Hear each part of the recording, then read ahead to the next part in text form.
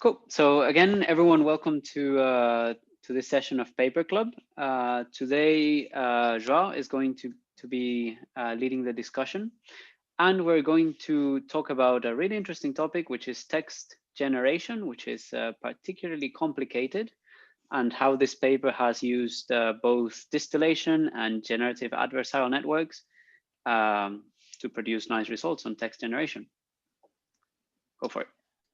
Cool. So I'm going to share my screen, and I want to share the right one. I think it's this Chrome window. Share. Okay, cool.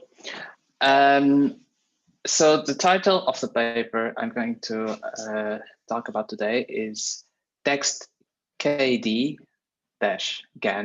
text generation using knowledge distillation, hence the KD, and generative adversarial networks, hence the GAN. So as you probably know, there are currently very large models that are able to produce whole pieces of text. There was even a piece on Guardian, if I'm not mistaken, where they used, I believe, GPT-3 to produce a whole news piece, and it looks very credible. This paper is not about those types of massive papers, of massive models, but rather smaller generative adversarial networks that hopefully also learn how to generate text, but without all the resources involved in those transformer models. They do it by essentially solving a problem in previous approaches. I would say that this paper is not a breakthrough in terms of results, but I like the way they wrote the paper. It tells a story, and we can easily follow the logic of the researchers that wrote this paper. So they start out by giving some context about the problem. They are concerned about generative adversarial networks that are able to recurrently generate text. And they mentioned that this is amazing for images, because images, each pixel is a continuous value, but text is a slightly different problem, because if you want to produce words, you need to discretize whatever output you obtain to obtain a discrete word. So it is a more complicated version of a similar problem. They mention a few types of techniques to solve this problem. They categorize them in three types. So the first type is reinforcement learning based methods, which required some sort of additional pre-training, latent space-based solutions, and approaches based on continuous approximation of discrete sampling. So this paper is an improvement on the second type of solutions, and they will compare their results against these type of solutions, because different types of solutions have different requirements, and they are upgrading the state of the art in this sense. Oh, by the way, I forgot to mention, I would like to thank Dwayne for giving the suggestion of presenting this paper, which is related to last week's paper. So what did they do to solve the problem? So first, let's start with the basics, which is section 2. What is a generative adversarial network? Essentially, you have, instead of showing the loss, I'm going to show the image first, because I believe it's easier to understand. In essence, you have two networks, the generator here on the left and the discriminator here on the right. You have on one of the paths, you have the true sentences from your data set, and you encode them as a sequence of one-hot vectors. So it's a sequence because it's a sequence of characters. You'll later see in this paper that they work on a per character basis and not on a per word basis. So it's a one-hot sequence of characters, and the one-hot vector is which character is being used in that particular slot. And you also want some generator that will try to produce similar results to the actual data set. This generator will essentially have an output of a softmax. Then we do the argmax operation to extract the most likely character. And we feed these two inputs to a discriminator. So the role of a discriminator is to correctly identify whether a sample is from the original dataset or from the generator. And the objective of the generator is to fool the discriminator. They both start with random parameters, so they start from a blank slate, and they will learn off each other. So the discriminator becomes better at discriminating between the true dataset and the generated dataset, and the generator becomes better at fooling the discriminator. And this is a cat and mouse game, and they keep getting better. But what we want in the end is the generator. So we hope that by doing this process of having this internal fight between two models, we will be able to extract a generator that is able to generate samples that is similar to the actual dataset. You raised your hand, Carlos. You want to mention something? Yeah. So another interesting aspect of GANs, even if they don't use it in this paper, is that the discriminator is actually useful as well. So because it is trained to understand if something comes from a real data set or from a fake source, you can actually use it to find adversarial attacks, for example, or true. find out of distribution examples and similar things. In this, I think in this paper, they completely ignore the discriminator and only care about the generator, but yeah, that is correct. So if we want to formalize this operation into a loss function, we obtain this. So we have this loss function, which depends on D, the discriminator, and on G, the generator. And for one of the models, we want to maximize, and for other of the models, we want to minimize. So they are constantly fighting for this loss function. This loss function is not computed as a whole, but you can see it as they take turns, each one trying to maximize their own objective, because they are two independent models.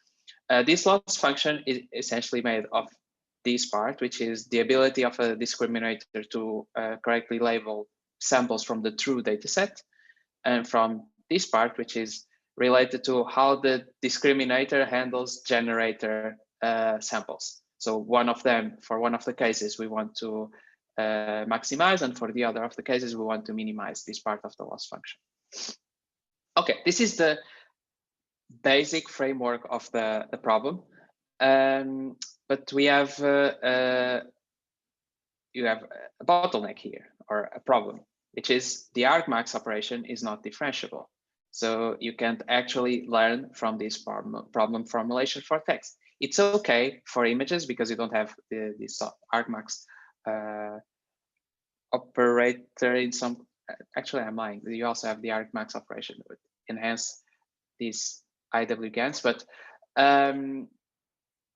you want to work around this argmax operation, and that's the first improvement that they show in this paper, which is not made by the authors of this paper, but rather by the authors of the improved WGAN. This W stands for Wasserstein, or Wasserstein, because it's German, which stands for, it's a distance-based metric. So what did this improved Wasserstein GAN introduce? So instead of having the softmax the argmax operation here, you take it out. And then the generator produces a softmax. The true data set is a sequence of one-hot vectors, and the discriminator tries to distinguish among them.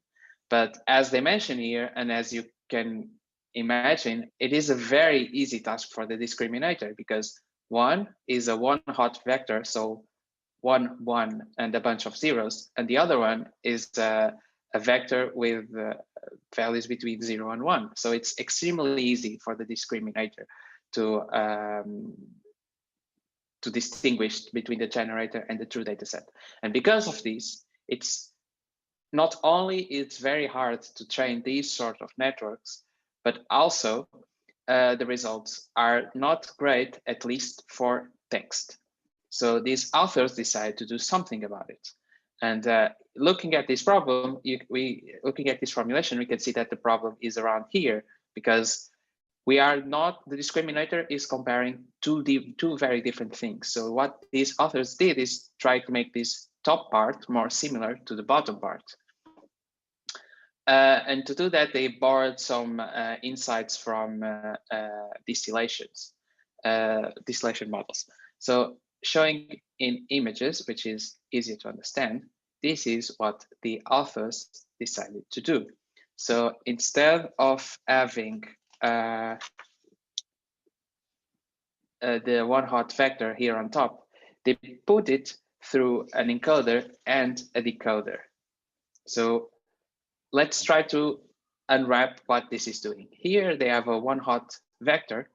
They encode it, so they compress its representation, and they try to decode it. And this softmax, if this encoder-decoder pair is perfect, this softmax would be equal to the one hot vector. But the encoder-decoder pair is never perfect. It can be very close to perfect, but it's not perfect. So what we obtain here, it's a one hot vector from the input plus some noise. So it is very related to the input. Because they do, I'll go a little bit more into detail about why this is a good idea to do. But before we go there, now we have a softmax here, which is a vector of floating point values. And the generator also has a softmax here, which is a vector of floating point values. So we are comparing apples to apples, and the discriminator now has a challenging task, and they can learn in tandem, the generator and the discriminator. By the way, this encoder-decoder pair also starts from a blank slate at the start of this training procedure. So actually they have three things being trained here at the same time. So they have the encoder-decoder pair, the discriminator, and the generator. Before we move on to the way they handle these three things, I would like to point out a detail about this softmax vector here at the top, which is the one hot vector plus some noise from the encoder-decoder operation. If you look at these from an information theory point of view, this is the one hot vector, so a discrete signal plus some noise. And we know that if the noise is small enough, we can easily recover the input operation, which is essentially, in this case, taking the maximum likelihood value out of the vector. So if they have a good encoder-decoder pair, this operation actually introduces no noise. So it's a very clever way of adapting this input, the one hot vector, into a continuous vector in a way that does not corrupt the actual signal, which I found very interesting. We have something in the chat. Are the encoder-decoder going to be language models? They are not going to be language models. So they actually describe it in a slightly different way here in the methodology, if I'm not mistaken. They mentioned that the encoding, let me try to find the exact sentence. Yes, the autoencoders can be useful in denoising text. So they assume that text, the written form, contains noise, and this compressed representation that you would obtain here after the encoded is a denoised version of the textual input. So I would, maybe we can use this for a language model. It's building some sort of encoding of the characters. So perhaps I wouldn't vouch for its quality because it's a very simple compression scheme, though. One question: would you actually think that this encoder-decoder could be perfect? Because just language itself has this property that you can sometimes use synonyms and get essentially the same meaning out of it. So, yeah. So I could perhaps think that this is never perfect. Mm-hmm. Also, one question was perhaps, is there a way to actually control the level of noise you input? Is it just the size of the bottleneck, or are there maybe, I don't know, some dropouts or something you can put in between to noisy it up a bit? Yeah, so I agree with what you said. I mean, for you to not lose information in this step, you would essentially you would need to have a small bottleneck, because if you have a big bottleneck, then you will start mixing up words, synonyms, as you mentioned, and then you are introducing noise. They do not mention the size of the bottleneck, so I can't comment on that, whether they decide to use a big bottleneck to try to get a better representation of the language, or if they use the small bottleneck just to try to adapt the one hot to a softmax vector. I can't comment there because they don't provide details about the sizes. Thank you very much. But that, from my intuition, which might be incorrect, by the way, it seems like this is a continuous spectrum, depending on the bottleneck. On one hand, you would obtain the representation of the language, and in the other hand, you would only use this encoder-decoder pair to convert the one hot to a one hot plus noise. Got it. Okay, moving on. So now we have an apples to apples comparison, and now we can train the generator and the discriminator. And because this is a fair comparison, things can keep learning and you can keep pushing the quality of the generator. And this is essentially what they describe in section 4.2. They say that if we were looking at the improved Wasserstein-Kahn, and we considered a text with two possible characters, so a very simple example. The Wasserstein-Kahn would have at the top input, so the actual data would be either here or there, and the bottom input could lie along this line. Whether their approach, both the input and the top input and the bottom input, so the true data and the generated data, lie on the same space, so it's a fair comparison. To train this thing, they take turns working with 3 losses, with 1 loss for each of the models. So the first loss is for the autoencoder, where they try to minimize the square of the L1 norm between the true data and the output of the decoder after encoding. So this is a standard autoencoder. The second loss that they try to minimize is the loss of the discriminator. So the ability of the discriminator to find the correct source of the input. They have this regularization term, which they call gradient penalty. This comes from the improved Wasserstein paper. And to be honest, they say it is very important, but they don't explain why. So I don't know what this is doing in practice. I would assume this works as some sort of regularization term. They state, oh, sorry, actually they mentioned that it prevents mode collapse. So it is interesting from the generative point of view. The last loss they consider here is the loss for the generator, where essentially the generator wants to fool the discriminator. And they take turns. So if you look at the loop to train this whole thing, they consider a certain number of iterations. The first step they do, they train the autoencoder with 1 batch. So they consider a batch size of M, and we run 1 batch for the autoencoder. We train the autoencoder. Then we run K batches for the discriminator. They use K equals to 5. They don't explain why, probably it's an hyperparameter. So they train the discriminator for 5 batches, where a batch is made from samples out of the autoencoder and the generator.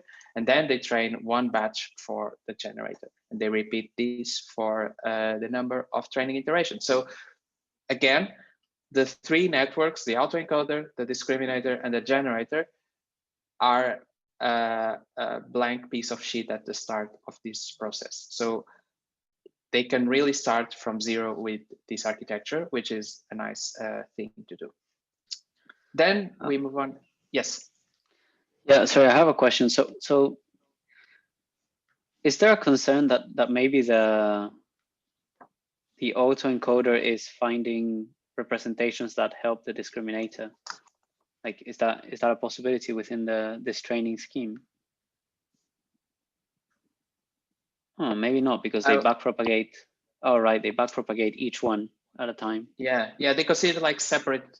We only have a connection between the discriminator and the generator, because the loss of the generator depends on the discriminator, and the loss of the discriminator depends on the generator. But the autoencoder is standalone. So in some sense, it could be helping. It just is not explicitly optimizing for that. Yeah. Okay. I was thinking whether why do you discriminate on the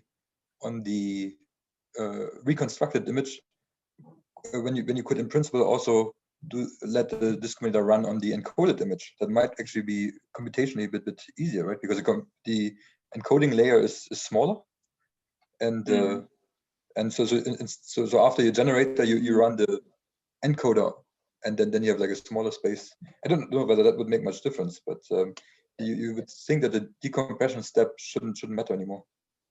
Yeah, that's true, because we could make the generator have the same output type as the encoder, so, which is what you're saying, right? And if we do that, then we have two smaller vectors, and we could compare those two smaller vectors. Or generator plus encoder, and the encoder is not trained anymore.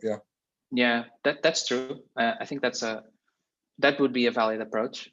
I suppose they did it this way because it's probably the most straightforward way of implementing this concept, because then you can take these softmax, do the argmax, and obtain the character, because this is already in the same space as this. Sure, right. But yeah, I believe we could take the encoder vector here, make a generator out of that, and then have some decoder to decode both equally, and do the argmax on top of that. I can't comment on whether that would be better or worse. It seems like a reasonable way to solve the problem. It seems to me like this would take ages to converge, because the autoencoder is independent from the discriminator and the generator, right? So effectively, your input data for the discriminator loss is changing after every batch, right? Mm-hmm. Which is quite interesting. Like it's probably a very strong regularization technique, like the fact that you always have different examples. So like you never see the same example twice, or it's very unlikely that you will see the same example twice. I have got, and it takes about 1 second to make one prediction. I haven't investigated training time yet. 1 second to make one prediction, it's a lot. Yeah. Yeah, but for the generator, once it's trained, it's just a forward pass, no? How big is that network? They don't mention the size. That's actually one of the biggest criticism I have about this paper, because it's impossible to reproduce. They don't have the sizes of the layers, and they don't have. Do they have a link for the repository, Dwayne? I believe they don't. Well, if they do have a link for the repository, then I take my comment back. In any case, sorry, there's another question, which is, do you think that the way in which you initialize the autoencoder could impact how well the generator and discriminator would train? Initialize the autoencoder. I think that must almost certainly be true, right? If you have an autoencoder that is really strong at filtering out the peculiarities, then you can get a discriminator that is essentially meaningless, and you only recreated the blurred images. So I think Carlos mentioned earlier that if you have a bad discriminator, bad autoencoder, then your discriminator can't do much, right?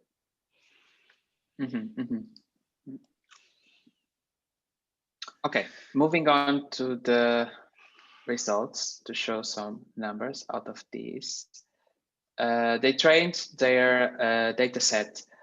They trained their models on 2 data sets. The first one is the Google's 1 billion model, 1 billion word language model benchmark. And the other one is the Stanford natural language inference corpus. The first one they used 1 million sentences, and they extract the most frequent 100 characters. So again, they are not working with words, they are working on a character level. And for the other one, it has almost 1 million sentences, 700,000, and they used 86 characters. So here they roughly describe some parameters. They are very precise about describing Adam, but they don't describe the sizes of other parts of the network, except that they mentioned that we trained the autoencoder with 1 layer with 512 LSTM cells. Other than that, we don't have information about the architecture, which I think it's a shame. But anyway, let's look at the results. Let's assume that they did some hyperparameter search and they got the best parameters according to their resources and their training time bottleneck. They copied the architecture from another paper in 7H. It's useful to know. Okay, maybe we can go to 7 and see the actual hyperparameters. Thanks for the comments. To compare this strategy to other papers, they used the metric that is often used in language translation. So the blue metric, where they essentially, if we go, stupid zoom, I wanted to change that, but it, okay, now I can change that. Where essentially they compare candidate outputs to reference outputs. And based on this comparison between candidates and reference, they can build a metric. So they consider that the candidate is the output of their model. And they use 640 sentences, each with 32 characters.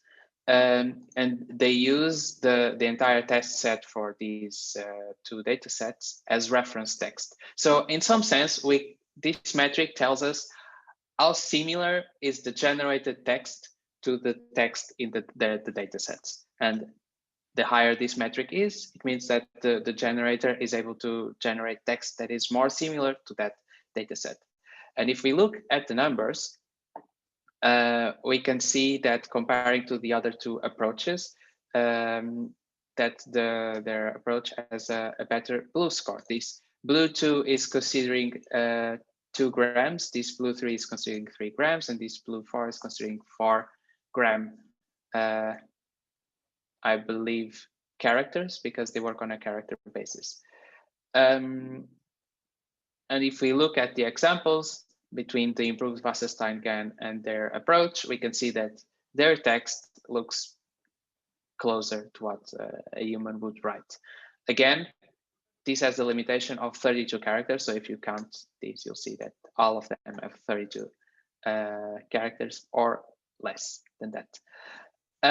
They also compared a metric, which is the Jensen-Shannon distance. We can see this Jensen-Shannon distance as a symmetric and more stable version of the Kullback library divergence.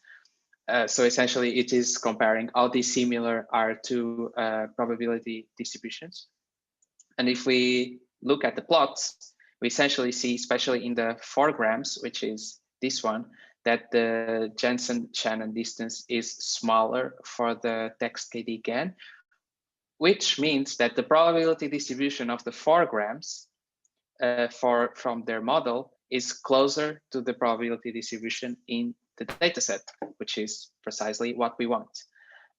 So in essence, in this paper, if we go back, they solved this problem with the autoencoder, and by solving this problem, it essentially unlocked the loop between the generator and the discriminator, because now the task of the discriminator was a good task, And because the task of the discriminator was a good task, the generator was able to learn in tandem with the discriminator. And because of this, they got better results. And this is this paper in a nutshell. Comments, questions?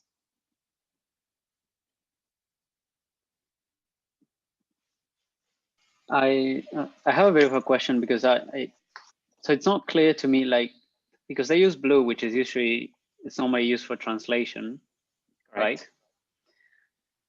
But I didn't quite understand what is the Q for the generator. So they say that they can produce sentences, but what is the Q to produce a sentence? I think it's a normal distribution, and they just so these things are recurrent. So I suppose they sample from a random distribution for the first character, and then they just let the thing keep generating characters. So the Q is a sample from the from a Gaussian distribution. Yeah, I see that. So you give it a letter, and then it'll start producing sentences out of that letter. Yes. Yeah. So it's different from the models like BERT or the transformer models, where you have like you introduce the first 5 words and it keeps generating text. Here it is self-sufficient. Yeah, I can see that.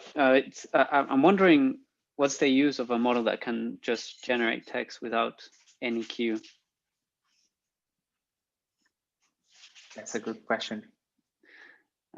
Because I don't know, what I usually find interesting about Blue is that you're comparing to professional translators, right? So you're actually measuring, is your model capable of producing text that a person would produce, like given the same input? So anyway, it's interesting. It is. I liked this paper a lot when I first read it, when I first saw it, and then when I found out it was character based, I thought it'd be less useful. But I imagine it could produce text in the same from the same domain as you're feeding your encoder. So if you want text like text you've currently got, you could generate new. Restrained into a certain one domain, if that makes sense. So if you feed them all the tweets from Trump, then you don't need Trump anymore. Correct. You can make.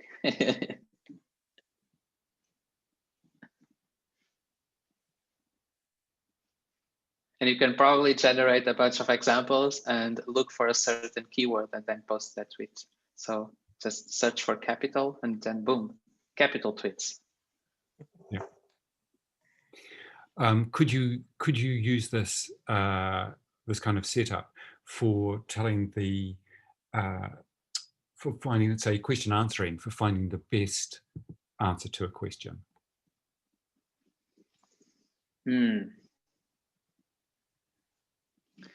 But how would you feed it the question that you want the answer for?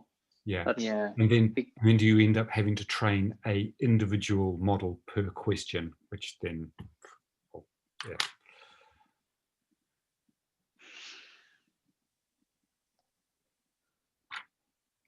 So we got a question about so if it would be possible to use something like BERT to encode both the text with word tokens instead of characters from the real text and generator to feed it into the discriminator. Would that make sense?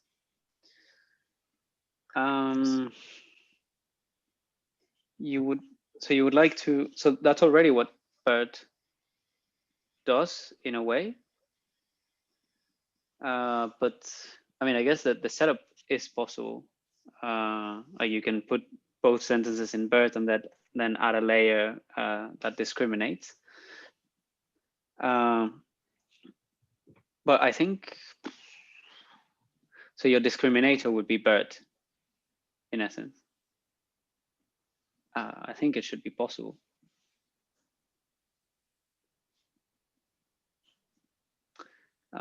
It's probably a very expensive discriminator though. Yeah, that's true. Could you repeat the question? Could you repeat the question, please? So it's Yeah. whether for discriminating, instead of using a that discriminator they put there, if you can use BERT. So but not token based, but so not character based, but word based, and use BERT as a discriminator. Okay. Yeah, I mean, still the goal here is not the discriminator itself, right? It's the generator. So I guess in a sense you also don't want you want the discriminator to be very good, so the generator has to produce better text. Mm. There was a paper related to that, which was the Electra paper, where they had some sort of adversarial thing going on, but I don't remember the exact details. But in that paper, they concluded that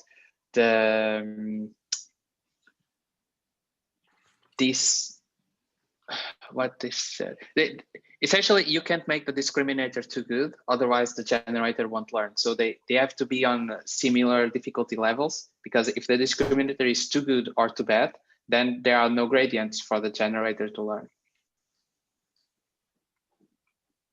I'm a little confused about how blue is calculated in this case. Does the generated sentence gets compared to the whole data set as reference sentences? They don't give details there, but I would assume that that is what is happening. So the paragraph related to that is here.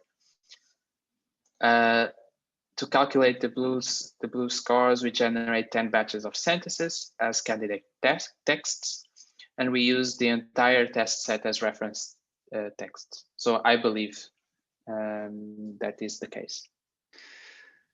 Yeah, they're using the blue definition, but they are relaxing it a bit so that you're not constrained to one sentence, but you're constrained to the whole text. So I guess they are, they just want to see if it can reproduce the same distribution of words. I wonder how it gets the order right, though. And I assume they are doing it on a per character basis, which is odd, I would say. We have another question about the gradient penalty. From reading 7, it limits the set of this set of discriminator functions F so that they are smooth. The penalty term restricts the norm of the gradient to be in one. I'm copying this to the chat so other people can read the question as well, which is probably easier than me reading it. So that making an optimization of the generator is easier. So a complexity penalty, not for overfit, but for easier training, I think. Also in 7, they note empirically, it was observed that the Wasserstein GAN value function appears to correlate with sample quality. Okay, so the if I got it right, then this regularization term, which is, well, regularization, no, this gradient, what they call it.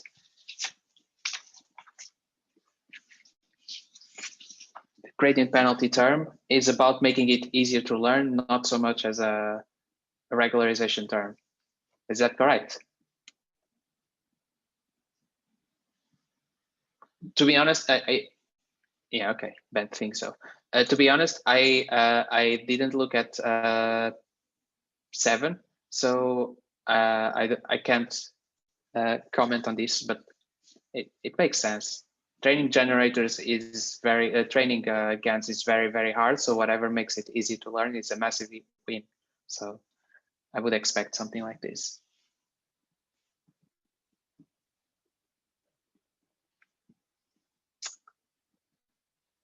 Any more questions, comments? I just say that the I found the code, or someone's implementation of the code, I can't quite work out whose it is, on GitHub, which I managed to download, and it runs, but it is slow for certainly for inference. I haven't pulled apart the training parts of it yet, but it's available. Could you share the link in the chat, please? Absolutely. Anyway, I like the way they told the whole story. I think that I'm not I was not amazed by the results, to be honest, but I really like the way they describe the whole thing up to the end of section 4. It's all very clear. Their motivation is all there. It tells a story, which is a pleasant read. And for me, this is a plus in a paper.